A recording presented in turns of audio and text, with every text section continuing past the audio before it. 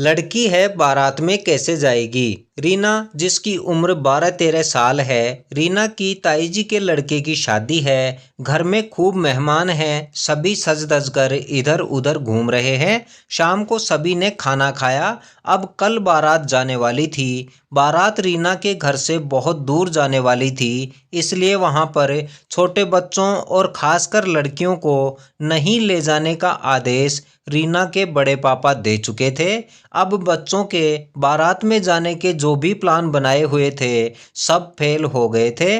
बारात में नहीं जाने की बात सुनकर ताई जी का छोटा बेटा, जो रीना से भी छोटा था, वह रीना के बड़े पापा के पास गया और बोला, क्या मुझे भी बारात में नहीं ले जाओगे।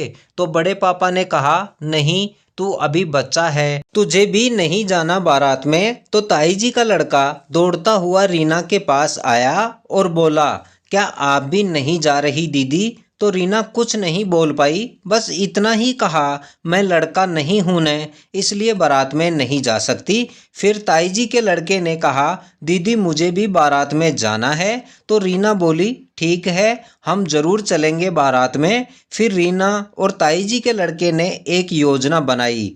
बारात रात को ही रवाना होनी थी, क्योंकि लड़की का घर वहां से बहुत दूर था, इसलिए रात को ही बारात की बस आकर खड़ी हो गई। और जैसे ही बारात की बस आकर खड़ी हुई, रीना और ताई जी के लड़के ने योजना के अनुसार जाकर बस में सीट के नीचे छुप गए।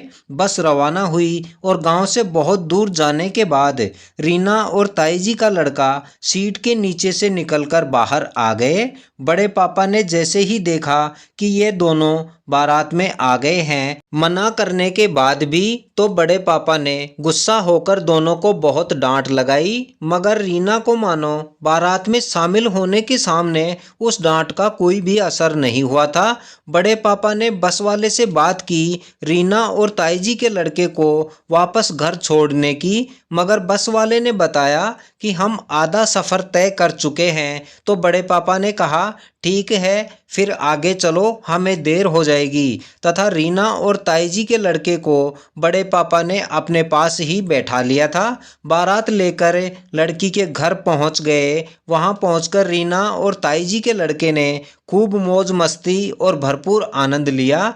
बारात घर वापस आ गई और सभी खुश थे। रीना बारात में जाने वाली बात को याद करके आज भी प्रसन्नचित्त हो जाती है और सोचती है कि उस जमाने में लड़की और लड़के में कितना अधिक फर्क देखने को मिलता था, और आज के जमाने में उतना तो फर्क नहीं है, मगर आज भी लड़की और लड़के में फर्क किया जाता है, जो बहुत हद तक गलत भी है। यही थी आज की कहानी। आज की इस कहानी से सीख मिलती है कि लड़की और लड़के में हर जगह और हर बात पर फर्क करना बहुत गलत बात है, क्योंकि लड़कियां भी आज उस हर क्षेत्र में बराबर की भागीदार हैं जहां पर कभी सिर्फ पुरुष ही प्रधान हुआ करते थे। नारियां पहले भी शक्ति स्वरूपा थी और आज भी हैं। परिवर्तन नारियों में नहीं, आपकी सोच में लाना जरूरी है। उम्मीद है कहानी आपको पसंद आई होगी, और इस चैनल पर नए हैं तो इस चैनल को जरूर सब्सक्राइब कर लें और इस कहानी के बारे में अपनी राय कमेंट कर जरूर दें। तथा हमारे साथ कहानी में अंत तक बने रहने के लिए आप सभी का बहुत बहुत धन्यवाद।